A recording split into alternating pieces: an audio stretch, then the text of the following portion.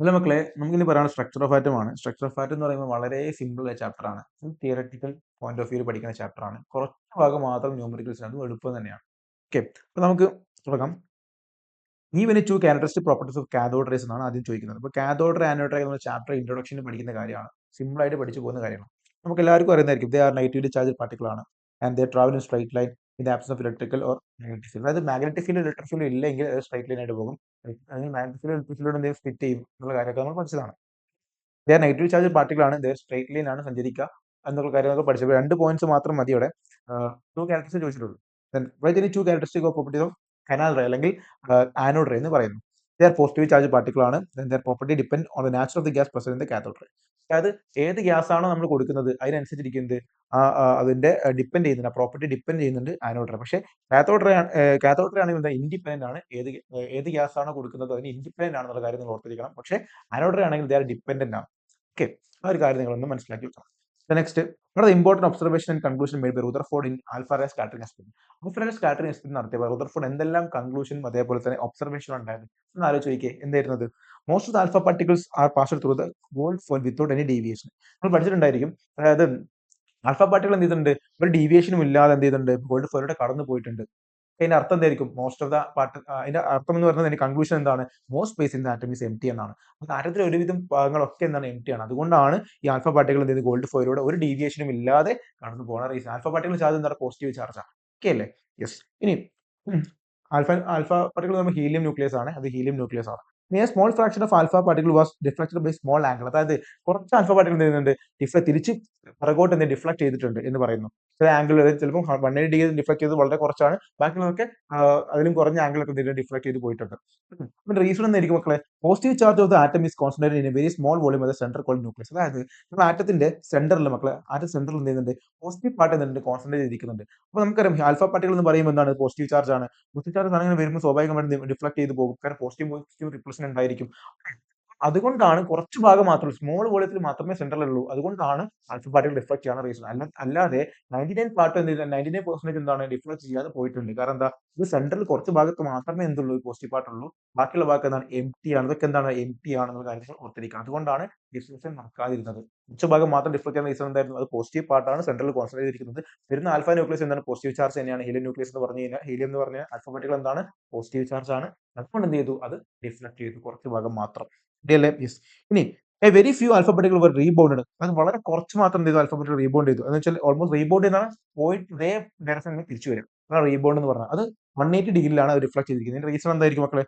Volume occupied by nucleus is negligibly small as compared to the total volume of atom. അതായത് മക്കളെ, നമുക്കിപ്പോ ഒരു football ground ആലോചിക്കുക. ആ ഫുട്ബോൾ ഗ്രൗണ്ടിനകത്തുള്ള ഗ്രൗണ്ട് ആണ് എന്താ ആക്ച്വലി ഈ ആറ്റം എന്ന് പറയുന്നത്. അതിനകത്തൊരു ബോൾ, ജസ്റ്റ് ഫുട്ബോൾ ആണ് എന്ത് ഈ ന്യൂക്ലിയസ് എന്ന് പറയുന്നത്. അപ്പൊ അത്രയും ചെറുതാണ് ന്യൂക്ലിയസ്. അപ്പൊ അതുകൊണ്ട് തന്നെ ഈ ആൽഫ പാർട്ടിക്കിൾ വരുന്ന സമയത്ത് ഇപ്പൊ ഒരു 1000 ആൽഫ പാർട്ടിക്കിൾ വരുന്നുണ്ടെങ്കിൽ ഒന്ന് മാത്രമേ ഡിഫ്ലക്ട് ചെയ്ത് 180 ഡിഗ്രി തിരിച്ചു വരുന്നുണ്ടായിരിക്കും. കാരണം എന്താ? അത്രയ്ക്കും കുറച്ച് മാത്രമേ ന്യൂക്ലിയസിന്റെ എഫക്ട് അവിടെ കാണുന്നുള്ളൂ എന്ന കാര്യം നിങ്ങൾ ഓർത്തിരിക്കുക. സൈസ് അത്രയും ചെറുതാണ് ന്യൂക്ലിയസ്. റെഡിയല്ലേ? യെസ്. അതാണ് നമുക്ക് കിട്ടിയിരിക്കുന്ന ഒബ്സർവേഷനും പോസ്റ്റുലേഷൻ കൺക്ലൂഷൻ എന്ന് പറയുന്നത്. ഇനി അടുത്തത് റുദർഫോർഡിന്റെ പ്ലാനറ്ററി മോഡലിന്റെ പോസ്റ്റുലേറ്റ് എന്തൊക്കെയാണെന്ന് ചോദിക്കാറുണ്ട്. 2 മാർക്കിനൊക്കെ ചോദിക്കാറുണ്ട്. അപ്പൊ നിങ്ങൾ പറഞ്ഞു കൊടുക്കാം. Important postulates are all positive charge and most of the mass of atoms are concentrated centre of called nucleus. അതായത് എല്ലാ പോസിറ്റീവ് ചാർജും അതേപോലെ തന്നെ എല്ലാ പോസിറ്റീവ് ചാർജുകളും ഒപ്പം തന്നെ ഒരു ആറ്റത്തിന്റെ മൊത്തം മാസും പിന്നെ ഒരു ആറ്റത്തിന്റെ സെന്ററിലായിരിക്കും കേന്ദ്രീകരിച്ചിരിക്കുന്നുണ്ടായിരിക്കും. ആ കേന്ദ്രീകരിച്ചിരിക്കുന്ന സെന്ററിനെ വിളിക്കുന്ന പേരാണ് ന്യൂക്ലിയസ് എന്ന് പറയപ്പെടുന്നത്. ഓക്കെ അല്ലേ? ഇനി electrons are revolve around nucleus. Electrons എന്ത് ചെയ്യും? ഈ ന്യൂക്ലിയസിന് ചുറ്റും ഇങ്ങനെ കറങ്ങിക്കൊണ്ടേയിരിക്കും. വളരെ ഹൈ സ്പീഡിൽ ഇതിനെ സർക്കുലർ പാത്ത് കൊണ്ട് ഓർബിറ്റ്. അതായത് ഓർബിറ്റ് എന്ന് പറയുന്ന ഒരു സർക്കുലർ പാത്തിലൂടെ, അതായത് മക്കൾ നിങ്ങൾ ആലോചിച്ച് നോക്കിയേ, ഇപ്പം സെന്ററിൽ എന്ത് ചെയ്യുന്നുണ്ട്? ഒരു ന്യൂക്ലിയസ് ഉണ്ടെന്ന് വിചാരിക്കുക. അപ്പോൾ ഈ ന്യൂക്ലിയസ് ചുറ്റും എന്ത് ചെയ്യുന്നുണ്ട്? ഇലക്ട്രോൺസുകൾ ഇങ്ങനെ സർക്കുലർ പാത്തിൽ ഇങ്ങനെ കറങ്ങിക്കൊണ്ടിരിക്കുന്നുണ്ടെന്നാണ് പറയുന്നത്. ആ കറങ്ങിക്കൊണ്ടിരിക്കുന്ന ആ പാത്തിനെ വിളിക്കുന്ന പേരാണ് എന്ത്?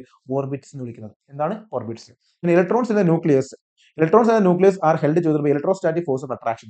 അതായത് ഇലക്ട്രോൺസും ന്യൂക്ലിയസും, ഇതിപ്പോൾ ഇലക്ട്രോൺ ആണല്ലോ, ഇത് ഇലക്ട്രോൺ ആണല്ലോ, ന്യൂക്ലിയസ് ആണല്ലോ, ഇവർ തമ്മിൽ ഇത് ഹെൽഡ് ചെയ്തിരിക്കുന്നത്, അതായത് ഇങ്ങനെ കറങ്ങാൻ സഹായിക്കുന്നത് എന്താണ്? ഇലക്ട്രോസ്റ്റാറ്റിക് ഫോഴ്സ് ഓഫ് അട്രാക്ഷൻ ആണ്. ഇതിന് വേണ്ട സെൻട്രിപിറ്റൽ ഫോഴ്സ് ഒക്കെ പ്രൊവൈഡ് ചെയ്യുന്ന കാര്യം നിങ്ങൾ മനസ്സിലാക്കി വെച്ചാൽ മതി. അപ്പം എത്ര പറയുന്നു? Electrons and nucleus are held together by electrostatic force of attraction എന്ന കാര്യം ഒന്ന് ഓർത്തിരിക്കുക. ഓക്കെ അല്ലേ? ഇനി എന്താണ് drawback? Rutherford model what drawback എന്തായിരിക്കും? ഈ cannot express stability of atom. അതായത് മക്കളെ, ഇങ്ങനെ കറങ്ങിക്കൊണ്ടിരിക്കുകയാണെങ്കിൽ സ്വാഭാവികം സംഭവിക്കൂടാ. ഈ ഇലക്ട്രോൺ നിങ്ങൾ ആലോചിച്ച് നോക്കിയേ, നമുക്കറിയാം ഇപ്പോൾ ഒരു ഇലക്ട്രോൺ ഒരു എനർജി ഉള്ള സാധനം കറങ്ങിക്കൊണ്ടിരിക്കുന്ന സ്വാഭാവിക എനർജി കുറയും. കുറഞ്ഞ് കറങ്ങിക്കൊണ്ടിരിക്കുമ്പോൾ എനർജി ലോസ് സംഭവിച്ച് എന്ത് ചെയ്യും? അവസാനം അത് സെന്ററിലേക്ക്, അതായത് ന്യൂക്ലിയസിൽ നിന്ന് വീഴാനുള്ള ചാൻസ് ഉണ്ട് അല്ലേ? ന്യൂക്ലിയസിൽ നിന്ന് വീഴുമ്പോൾ എന്ത് ചെയ്യും? അത് കൊളാപ്സ് ആയി പോകും. ആറ്റം മൊത്തം കൊളാപ്സ് ആവും. അപ്പൊ അങ്ങനെ സംഭവിക്കുന്നുണ്ടോ? അങ്ങനെ സംഭവിക്കുന്നില്ല ആക്ച്വലി. അതുകൊണ്ട് തന്നെ ഒരു ആറ്റത്തിന്റെ സ്റ്റെബിലിറ്റിയെ പറ്റി ആർക്ക് പറയാൻ പറ്റിയിട്ടില്ലടാ, റുദർഫോർഡിനൊന്നും പറയാൻ പറ്റിയിട്ടുള്ള കാര്യം നിങ്ങൾ മനസ്സിലാക്കി വെക്കണം. ഇനി he could not explain electronic structure of അതായത് മക്കളെ ഒരു ആറ്റത്തിന് ഇലക്ട്രോണിക് ഘടന എങ്ങനെയാണെന്ന കാര്യം ഒന്നും ആർക്ക് പറയാൻ പറ്റിയിട്ടില്ല, റുദർഫോർഡിന് പറയാൻ പറ്റിയിട്ടില്ല എന്ന കാര്യം നിങ്ങൾ മനസ്സിലാക്കി വെക്കണം. Next, what is photo electric effect? ഇത് വളരെ ഇമ്പോർട്ടന്റ് ഒരു കോൺസെപ്റ്റ്, ഫോട്ടോ ഇലക്ട്രിക് എഫക്ട്. എല്ലാവർക്കും അറിയുന്ന കാര്യം ഫോട്ടോ ഇലക്ട്രിക് എഫക്ട് എന്ന് പറഞ്ഞാൽ, കാരണം വളരെ ഇമ്പോർട്ടന്റ് ഒരു കോൺസെപ്റ്റ് ആണ്. It is a phenomena of ejection of electron by certain metal. അതായത് ചില മെറ്റലുകൾക്ക് എന്തെങ്കിലും പ്രത്യേകത മക്കളെ, ചില മെറ്റലുകൾക്ക് ഇലക്ട്രോൺ ഇജക്ട് ചെയ്യാനുള്ള കഴിവുണ്ട്. Phenomena of electron ejection of electron ആണ്. അതായത് എല്ലാ മെറ്റലും ഇലക്ട്രോൺ ഇജക്ട് ചെയ്യും. അതായത് പെട്ടെന്ന് ഔട്ടർമോസ്റ്റ് നമ്മൾ ആൽക്കലി മെറ്റൽസ് ഒക്കെ ആകുമ്പോൾ പ്രത്യേകത, ഔട്ടർമോസ്റ്റ് ബാലൻസിൽ ഒരു ഇലക്ട്രോൺ മാത്രമേ ഉണ്ടാവും. സ്വാഭാവികമായിട്ടും ഈ പറഞ്ഞിരിക്കുന്ന ഒരു സെർട്ടൻ ഫ്രീക്വൻസിയുള്ള ലൈറ്റ് ഒന്ന് പതിച്ചു കഴിഞ്ഞാൽ എന്ത് ചെയ്യും? ആ ഇലക്ട്രോൺ എന്ത് ചെയ്യും? എമിറ്റ് ചെയ്ത് അല്ലെങ്കിൽ ഇജക്ട് ചെയ്ത് പുറത്തോട്ട് പോകാൻ ചാൻസ് ഉണ്ട്. സെർട്ടൻ പിന്നെ എന്താ പറയുക, സെർട്ടൻ മെറ്റൽസ് മാത്രമേ എന്ത് ചെയ്യുള്ളൂ? ഇത് ഫോട്ടോ ഇലക്ട്രിക് എഫക്ട് കാണിക്കുന്നുള്ളൂ. When light of suitable frequency incident on them, അതായത് സ്യൂട്ടബിൾ ഫ്രീക്വൻസി ലൈറ്റ് വന്ന് പതിച്ചാൽ മാത്രമേ എന്ത് ചെയ്യുള്ളൂ? ഈ പറഞ്ഞിരിക്കുന്ന ഇലക്ട്രോണുകൾ എമിറ്റ് ചെയ്യാറുള്ളൂ. Electrons ejected are called photo. അങ്ങനെ ഇജക്ട് ചെയ്ത് പുറത്തോട്ട് ചാടി പോകുന്ന ഇലക്ട്രോണുകൾ വിളിക്കുന്ന പേരാണ് ഫോട്ടോ ഇലക്ട്രോൺസ് എന്ന് പറയുന്നത്. അതുപോലെ ഉണ്ടാകുന്ന കറന്റ് നമ്മൾ ഫോട്ടോ ഇലക്ട്രിക് കറന്റ് എന്നൊക്കെ വിളിക്കാറുണ്ട്. മനസ്സിലാവുന്നുണ്ടോ? യെസ്. അപ്പൊ ഇതാണ് ഫോട്ടോ ഇലക്ട്രിക് എഫക്ട് എന്ന് പറയുന്നത്. അതായത് നമ്മൾ സെർട്ടൻ മെറ്റൽ എന്ത് ചെയ്യുന്ന സെർട്ടൻ ഫ്രീക്വൻസി ഉള്ള ലൈറ്റ്, ഇൻസിഡന്റ് ലൈറ്റ് വന്ന് പതിച്ചു കഴിഞ്ഞാൽ എന്ത് സംഭവിക്കും മക്കളെ? എന്ത് സംഭവിക്കും? ഇലക്ട്രോൺസ് എമിറ്റ് ചെയ്ത് പുറത്തോട്ട് പോകും. മനസ്സിലാവുന്നുണ്ടോ? അങ്ങനെ ഇലക്ട്രോണുകൾ എമിറ്റ് ചെയ്ത് പുറത്തോട്ട് പോകണമെങ്കിൽ ഒരു സെർട്ടൻ ഫ്രീക്വൻസി വേണം. അതിനെ വിളിക്കുന്ന പേരാണെന്ത്? അതിനെ വിളിക്കുന്ന പേരെന്താണ്? ത്രെഷോൾഡ് ഫ്രീക്വൻസി വിളിക്കും. Threshold frequency. മിനിമം ഫ്രീക്വൻസിനെ വിളിക്കുന്ന പേര് ത്രെഷോൾഡ് ഫ്രീക്വൻസി എന്ന് പറഞ്ഞാൽ ജസ്റ്റ് ഞാൻ പറഞ്ഞതേ ഉള്ളൂ. ഓക്കെ അല്ലേ? അങ്ങനെ വേണ്ട, അല്ലെങ്കിൽ ആ ഒരു പിന്നെന്താ പറയാ, മെറ്റലിന് കൊടുക്കേണ്ട എനർജി വിളിക്കുന്ന പേരാണ് വർക്ക് ഫംഗ്ഷൻ. ഇത്രയും എനർജി കിട്ടിയാൽ മാത്രമേ എന്തുള്ളൂ? ആ മെറ്റൽ എന്ത് ചെയ്യുള്ളൂ? അപ്പൊ വർക്ക് ഫംഗ്ഷൻ എന്ന് പറഞ്ഞ സംഭവം കൂടി നിങ്ങൾ ഉണ്ടെന്ന കാര്യം ഓർത്ത് വെച്ചാൽ മതി. ഞാൻ കുറച്ച് എന്ത് ചെയ്യും? അത് പറയുന്നതായിരിക്കും. ഇനി അടുത്തൊരു കോൺസെപ്റ്റ് ആണ്, what are the important characteristics of photo electric. ഇത് എക്സാമിന് സ്ഥിരമായി ചോദിക്കുന്ന ഒരു ഏരിയ ആണ്. ഇത് വളരെ ഇമ്പോർട്ടന്റ് ആണ്. ഫോട്ടോ ഇലക്ട്രിക് എഫക്റ്റിന്റെ ഇമ്പോർട്ടന്റ് ആയിട്ടുള്ള സ്വഭാവ ഗുണങ്ങൾ എന്തൊക്കെ, സ്വഭാവങ്ങൾ ക്യാരക്ടറിസ്റ്റിക്സ് എന്തൊക്കെയാണെന്ന് ചോദിച്ചു കഴിഞ്ഞാൽ ഞാൻ കൃത്യമായിട്ട് പറഞ്ഞു പറയും. ഓരോ പോയിന്റും വളരെ വളരെ ഇമ്പോർട്ടന്റ്. ഞാൻ ഓരോന്നും പറഞ്ഞുതരാം. നോക്കിയ മക്കളെ, electrons rejected from the metal surface as soon the beam of light strike surface. അതായത് മക്കളെ, ഈ മെറ്റൽ സർഫസിൽ ലൈറ്റ് ഒന്ന് പതിക്കുമ്പോൾ തന്നെ ഇലക്ട്രോൺ എന്ത് ചെയ്യും? അങ്ങനെ തെറിച്ചു പോകും. യാതൊരു ടൈം ഡിലേയും ഗ്യാപ്പും അവിടെ ഉണ്ടായിരിക്കില്ല. സൂൺ ആസ് പോസിബിൾ ആണ്. സൂൺ ആസ് പോസിബിൾ എന്ത് ചെയ്യും? അതെന്ത് ചെയ്യും? തെറിച്ചു പോകുന്നതായിരിക്കും. ഒന്നാമത്തെ പോയിന്റ് അത്ര വലിയ ഇമ്പോർട്ടന്റ് അല്ല. രണ്ടാമത്തെ പോയിന്റ് നോക്കിയാൽ number of electron ejected is proportional to the intensity of light എന്നുള്ള കാര്യം വളരെ ഇമ്പോർട്ടന്റ് പോയിന്റ് ആണ്. ഇത് വളരെ ഇമ്പോർട്ടന്റ് ആണ്. എക്സാം സ്ഥിരമായി ചോദിക്കുന്നതാണ് ഈ സാധനം. മക്കളെ നോക്കിയേ, നമ്പർ ഓഫ് ഇലക്ട്രോൺസ് വളരെ ഇമ്പോർട്ടന്റ് ആണ്. The number of electrons ejected is proportional to the intensity of light. അതായത് നമ്മൾ കൊടുക്കുന്ന ലൈറ്റ് ഇന്റൻസിറ്റി, കോൺസെൻട്രേഷൻ കൂടുതലാണെങ്കിൽ സ്വാഭാവികമായും ഇജക്ട് ചെയ്ത് പോകുന്ന ഇലക്ട്രോണുകളുടെ നമ്പർ കൂടുതലായിരിക്കും. Number of electron is proportional to, വളരെ ഇമ്പോർട്ടന്റ് ആണ്, number of electron is proportional to intensity of light എന്നാണ് പറയുക. ഇന്റൻസിറ്റി ഓഫ് ലൈറ്റ്, ലൈറ്റിന്റെ ഇന്റൻസിറ്റിക്ക് എന്താണ്? പ്രൊപ്പോർഷണൽ ആണെന്ന കാര്യം ഓർത്തിരിക്കാം. അടുത്ത point, for each metal there is A minimum frequency. അത് ഓരോ മെറ്റലും എന്തുണ്ട്? മിനിമം ഫ്രീക്വൻസി ഉണ്ടായിരിക്കും. അതിനെ വിളിക്കുന്ന പേര് ത്രെഷോൾഡ് ഫ്രീക്വൻസി, ന്യൂസർ എന്ന് പറയാറുണ്ട്. Below which photo electric effect is not observed. അതായത് മക്കളെ, നമ്മളിപ്പം ഫോർ എക്സാമ്പിൾ ഒരു മെറ്റൽ ഉണ്ട്, എന്റെ കയ്യിൽ മെറ്റൽ ഉണ്ട്. ആ മെറ്റല് സീഷ്യം മെറ്റലാന്ന് വിചാരിക്കും. സീഷ്യം മെറ്റലിന്റെ മുകളിലേക്ക് ഞാനൊരു 100 ഹെർട്സ് എന്താണ് ഫ്രീക്വൻസിയുള്ള ലൈറ്റ് ഒന്ന് പതിപ്പിച്ചെന്ന് വിചാരിക്കും.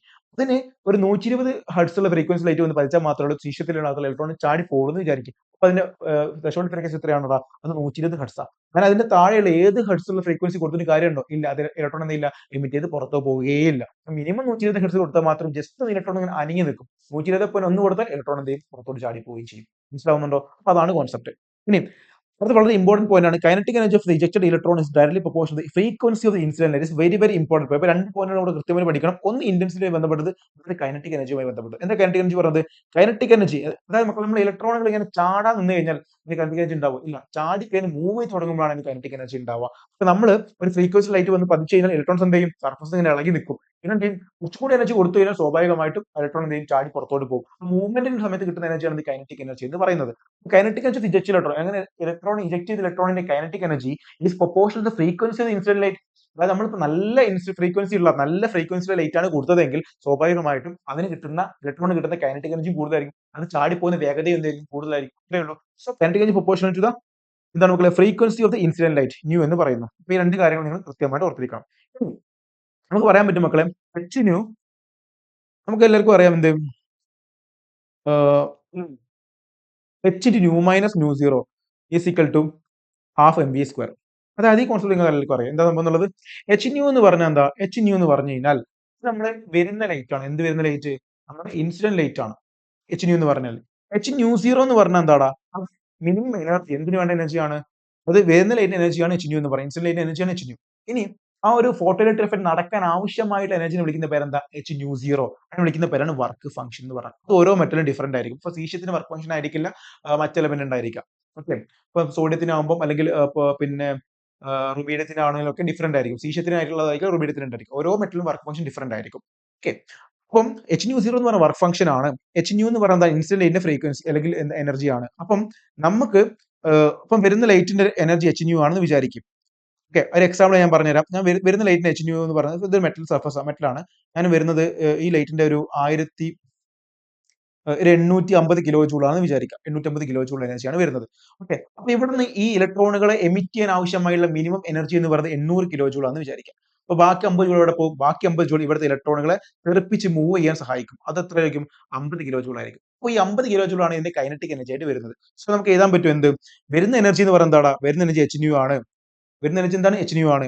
ഇനി നമുക്ക് ഇവിടെ ഇലക്ട്രോൺ എമിറ്റ് ചെയ്യാൻ കൊടുക്കുന്ന എനർജി എന്താണ്? That is H nu zero ആണ്. പ്ലസ് എന്താടാ? കൈനറ്റിക് എനർജി ആണ്. കൈനറ്റിക് എനർജി ആണ്. റെഡി അല്ലേ? റെഡി അല്ലേ? അപ്പൊ നമുക്ക് എഴുതാൻ പറ്റും kinetic energy is equal to H nu minus H nu zero. എച്ചിന് കോമൺ ആയി എഴുതിയത് പ്ലാങ്ക്സ് കോൺസ്റ്റന്റ് ആണ്. H into nu minus nu zero is equal to kinetic energy. Kinetic എനർജിന്റെ വാല്യൂ എന്താടാ? That is half M V square. മനസ്സിലാവുന്നുണ്ടോ? ഇതാണ് half M V square. അപ്പൊ നമുക്ക് എന്തൊരു കൈനറ്റിക് എനർജി കിട്ടി. കൈനറ്റിക് എനർജി എന്ന് പറഞ്ഞാൽ എച്ചിന് ന്യൂ മൈനസ് ന്യൂ സീറോ ആണ്. റെഡി അല്ലേ? യെസ്. അപ്പൊ അതുമായി ബന്ധപ്പെട്ട ചോദ്യങ്ങളൊക്കെ ഉണ്ടായിരിക്കും. നോക്കാം നമുക്ക്.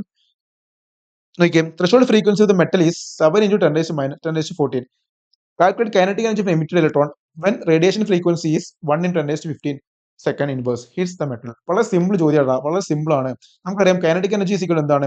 H into nu minus nu zero ആണല്ലോ. കറക്റ്റ് ആണ്. ഇതിന്റെ വാല്യൂ എത്ര? 6.626 into 10⁻34 ജൂൾ പെർ സെക്കൻഡ് ആണ്. സോ നമുക്കറിയാം അത് വാല്യൂ കൊടുത്തു കഴിഞ്ഞാൽ നമുക്ക് കിട്ടും. എത്ര വാല്യൂ കൊടുക്കുന്നു? ന്യൂവിന്റെ വാല്യൂ നമുക്കറിയാം എന്താണ്? 7 into 10⁻14 സെക്കൻഡ് ഇൻവേഴ്സ് ആണ്. അത് കൊടുക്കുന്നു. മൈനസ് ന്യൂ സീറോന്റെ വാല്യൂ തന്നിട്ടുണ്ട്. ജസ്റ്റ് മൈനസ് ചെയ്താൽ മതി. സോ നമുക്ക് എന്ത് കിട്ടും? 19.878 into 10⁻20 ജൂൾ എന്ന് കിട്ടും. ജസ്റ്റ് ചെയ്യാനുള്ളൂ. വേറെ ഒന്നും കാര്യമായിട്ടില്ല. ജസ്റ്റ് ഒന്ന് ചെയ്ത് കാണിച്ചു തരാം. ഇതിന്റെ വാല്യൂ 6.626 into 10⁻34 ആണ്. ന്യൂയുടെ വാല്യൂ എന്ന് പറഞ്ഞാൽ 10⁻15 ആണ്. മൈനസ് ന്യൂ സീറോ എന്ന് പറഞ്ഞാൽ 7 into 10⁻14 ആണ്. ഓക്കെ അല്ലേ? അപ്പൊ നമുക്ക് എന്നെ ചെയ്യാൻ പറ്റിയത്? വളരെ സിമ്പിൾ ചെയ്യാൻ പറ്റും. നമുക്ക് ഇയാൾ എന്ത് ചെയ്യാം? ഇയാൾ 10⁻14 കൺവേർട്ട് ചെയ്യാം. അപ്പൊ എന്ത് ചെയ്യാം? നമുക്ക് 10 into എന്ത് ചെയ്യും? 10 into 10⁻14. 10⁻15 അല്ലടാ, 10⁻15. അപ്പൊ നമുക്ക് ഇയാൾ എന്ത് ചെയ്യാൻ പറ്റും? 10 into 10⁻14 എഴുതാൻ പറ്റും. സോ നമുക്ക് എന്ത് ചെയ്യാം? ഇയാൾ 10 into 10⁻14 എഴുതാം. 10 into 10⁻14 മൈനസ് 7 into 10⁻14. പിന്നെ ഇതിൽ കൂടെ അപ്പൊ ഇയാൾ മൈനസ് എന്ത് കിട്ടും? 3 into 10⁻14 കിട്ടും. Multiply with 6.6 into 10⁻34.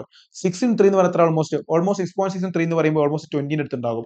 Multiply with 10⁻34 into 10⁻14 എന്ന് പറഞ്ഞാൽ എത്രയാടാ? 10⁻20. 2 into 10⁻20 എന്ന് പറഞ്ഞാൽ 2 into 20 into 10⁻20 എന്ന് പറഞ്ഞാൽ 2 into 10⁻19. ഓൾമോസ്റ്റ് എത്ര ഉണ്ടാകും? ഓക്കെ അല്ലേ? അപ്പൊ നമുക്ക് വേണമെങ്കിൽ ഇവിടെ ആൻസർ എന്താണ്? 20 അടുത്തുള്ള വാല്യൂ ആണ് 20 into 10⁻20 ജൂൾ എന്നാണ് ആൻസർ ഉണ്ടായിരിക്കുക.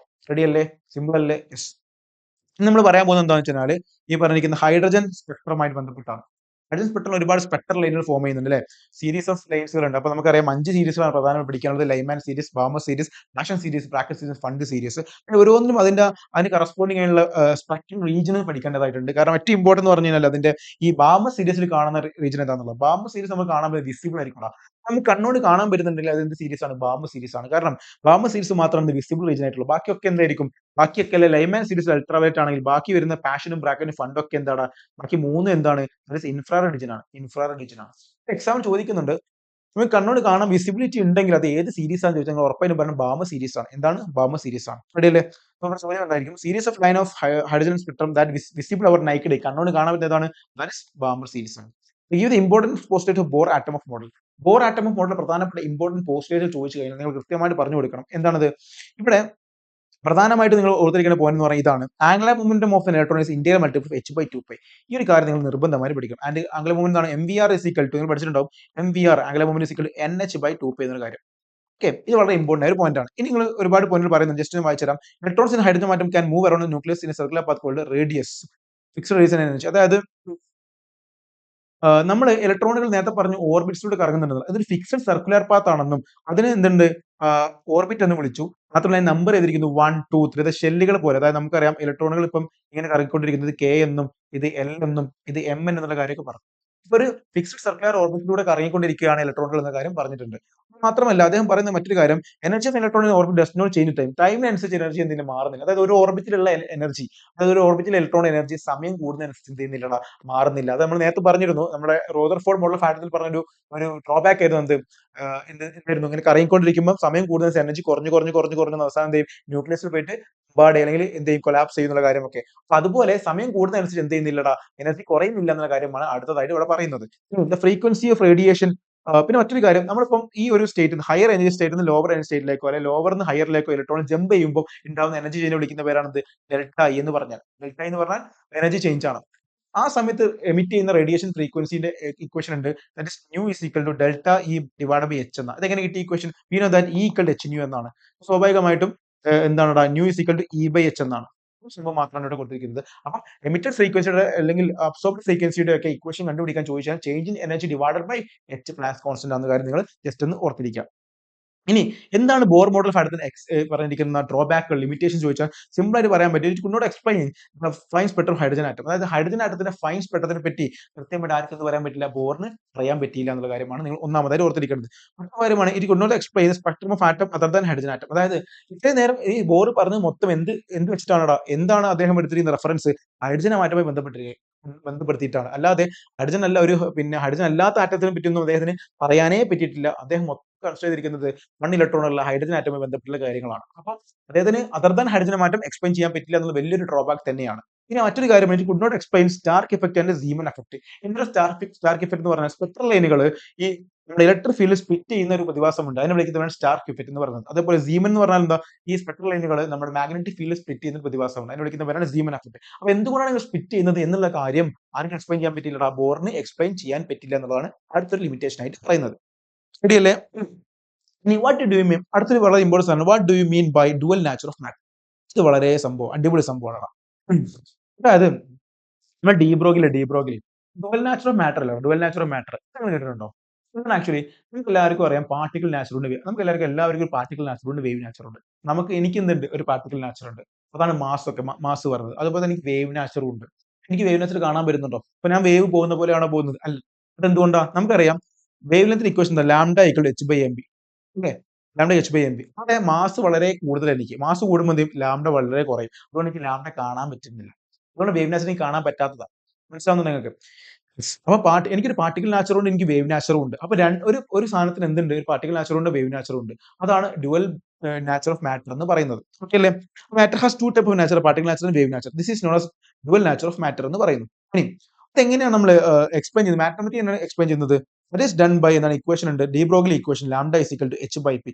ലാംഡ എന്ന് പറയുന്നത് എച്ച് ബൈ പി ആണ്. Lambda is equal to H by p എന്ന് പറയുന്നത്. പി എന്ന് പറഞ്ഞാൽ മൊമെന്റം ആണ്, ദാറ്റ് ഈസ് എം ബി എന്ന് പറയുന്നു. ഇനി നമുക്ക് എന്ത് ചെയ്യാം, പി എന്ത് ചെയ്യാം, എം ബി എന്ന് കൊടുക്കാം. ആൻഡ് അത് വെച്ചുള്ള ചോദ്യങ്ങൾ എക്സാമിന് സ്ഥിരമായി ചോദിക്കുന്ന ഒരു കാര്യമാണ്. നമുക്ക് what will the wavelength of the ball of mass 100 gram move with velocity of 10 meter per second? Simple ആണ്. Lambda is equal to wavelength ചോദിച്ചിരിക്കുന്നു. ആൻഡ് എച്ചിന്റെ വാല്യൂ നമുക്കറിയാം, എച്ച് ബൈ എം വി എന്നാണ്. So H is equal to 6.626 into 10⁻34 divide by mass എന്ന് പറയുന്നത് എത്ര മക്കളെ? 100 gram ആണ്. സോ 100 gram എന്ന് പറയുമ്പോൾ 10⁻1 കിലോഗ്രാം ആണ്. നമ്മൾ കിലോഗ്രാമിലേക്ക് എസ് ഐ യൂണിറ്റിൽ കൺവേർട്ട് ചെയ്യണം കേട്ടോ.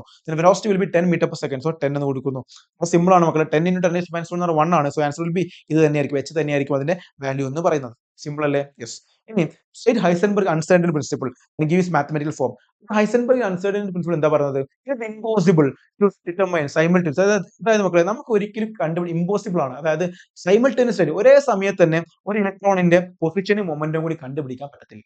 ഇലക്ട്രോൺ ഇങ്ങനെ കറങ്ങിക്കൊണ്ടിരിക്കാന്നൊക്കെ വിചാരിക്കും. ആ സമയത്ത് ഒറ്റ ടൈമിൽ ഞാൻ നോക്കുകയാണ് ഇലക്ട്രോണിന്റെ മൊമെന്റം എവിടെ, അല്ലെങ്കിൽ അതിന്റെ പൊസിഷൻ എവിടെ, അല്ലെങ്കിൽ അതിന്റെ മൊമെന്റം എവിടെ, ഈ രണ്ടും കൂടി എനിക്ക് എന്ത് ചെയ്യാൻ പറ്റില്ല, കണ്ടുപിടിക്കാൻ പറ്റില്ല. അതായത് മൊമെന്റം ഉദ്ദേശിക്കുന്നത് അതിന്റെ വെലോസിറ്റി ആണ്. അപ്പൊ ഇലക്ട്രോണിന്റെ വെലോസിറ്റിയും അതിന്റെ പൊസിഷനും കൂടി ഒറ്റ സമയത്ത് എനിക്ക് എന്ത് ചെയ്യാൻ പറ്റില്ല, കണ്ടുപിടിക്കാൻ പറ്റില്ല എന്നൊരു വളരെ ഇമ്പോർട്ടന്റ് ആയിട്ടുള്ള ഒരു കോൺസെപ്റ്റ് ആണ് ആര് പറഞ്ഞത്, നമ്മൾ ഹൈസൻബർഗ് എന്ന് പറഞ്ഞ ആൾ പറഞ്ഞത്. അപ്പൊ അദ്ദേഹം പറയാണ് ഹൈസൻബർഗ് അൺസർട്ടനിറ്റി ഉണ്ട് ഇലക്ട്രോണുകൾക്ക്, അതായത് മൂവിംഗ് ആയിട്ടുള്ള സബ് പാർട്ടികൾക്കൊക്കെ നമുക്ക് ഒരേ ടൈമിൽ എന്ത് ചെയ്യാൻ പറ്റില്ല, അതിന്റെ പൊസിഷനും അതിന്റെ വെലോസിറ്റി ആയിട്ടുള്ള മൊമെന്റും ഒന്നും എന്ത് ചെയ്യാൻ പറ്റില്ല, കാൽക്കുലേറ്റ് ചെയ്യാൻ സൈമൾട്ടേനിയസ്ലി പറ്റത്തില്ല എന്നുള്ള കാര്യം നിങ്ങൾ ഓർത്തിരിക്കണം.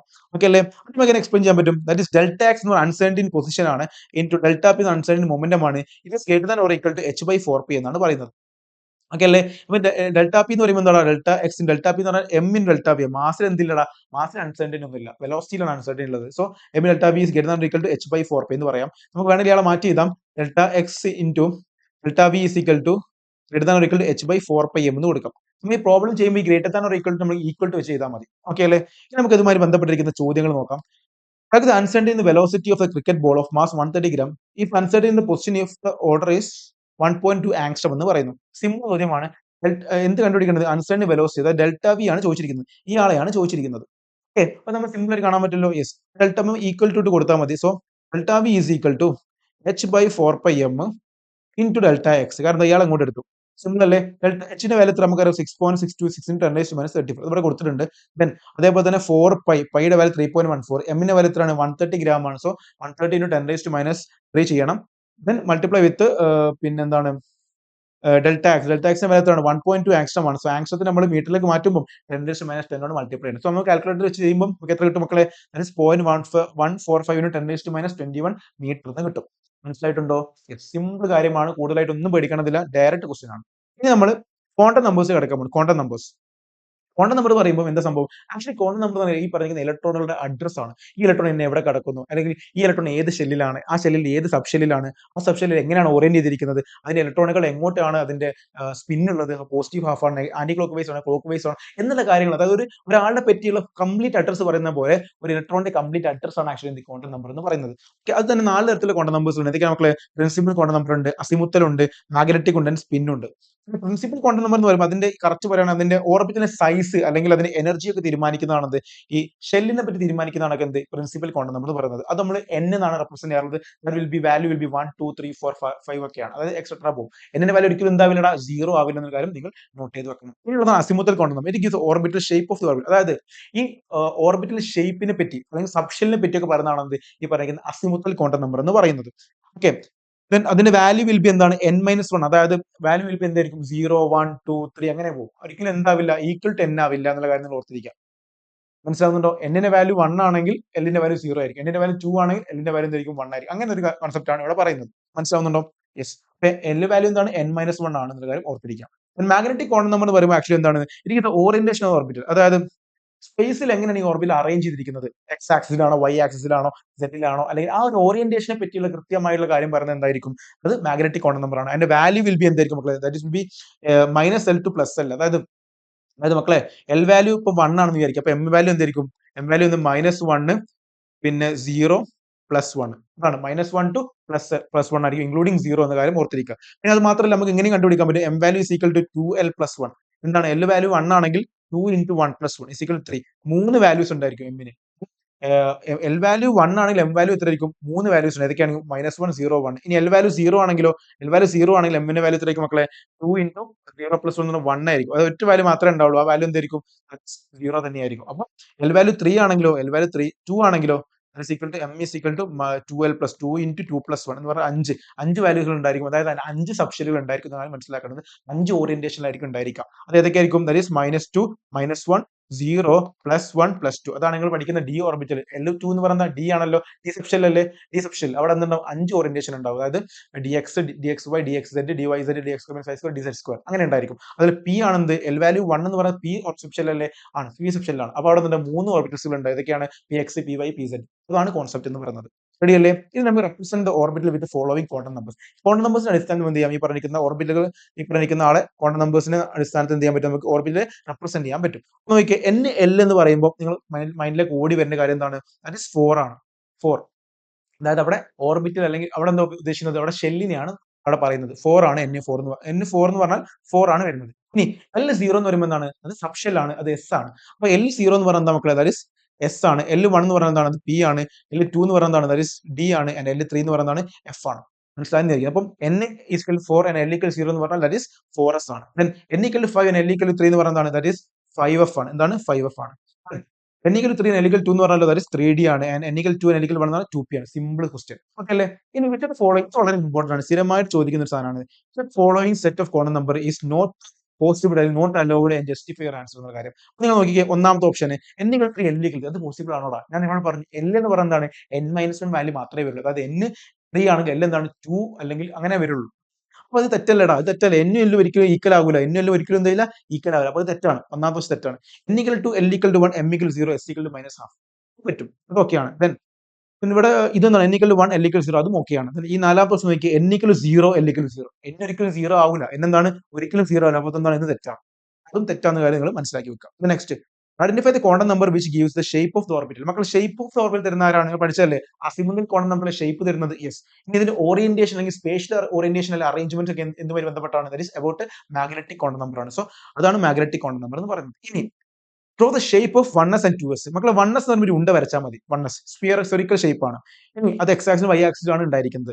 ഇനി നമ്മൾ എക്സും വൈയും സെറ്റിലും ഒക്കെ ആയിരിക്കും അത് സ്പേസിലേക്ക് അറേഞ്ച് ചെയ്തിരിക്കുന്നത്. പക്ഷേ 2s ഓർബിറ്റൽ വരയ്ക്കുമ്പോൾ എന്ത് വേണം മക്കളെ? ഒരു നോഡ് കാണിക്കണം. എന്ത് കാണിക്കും? ഒരു നോഡിനെ കാണിക്കണം. 2s ഓർബിറ്റൽ വരുമ്പോൾ ഒരു നോഡ് ഉണ്ടായിരിക്കുന്ന കാര്യം കൂടി നിങ്ങൾ ഓർത്ത് വെക്കുക. നോഡ് എന്ന് പറയുമ്പോൾ എന്താണ്? അത് അവിടെ ഇലക്ട്രോൺ ക്ലൗഡുകൾ കാണാൻ സാധ്യത ഇല്ലാത്ത ഏരിയയാണ് നോഡ് എന്ന് പറഞ്ഞാൽ.